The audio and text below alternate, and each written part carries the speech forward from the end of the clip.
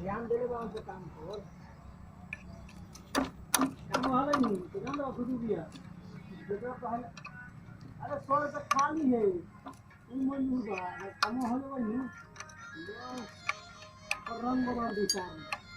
सर वो दिन देखनी कोई का कहां से सब मुर्गा ले आ रहे हां लगा दे सब वही बोलो नहीं हां धुआं डकर कर ले रहे हां भाग इसलिए नहीं जितना लगे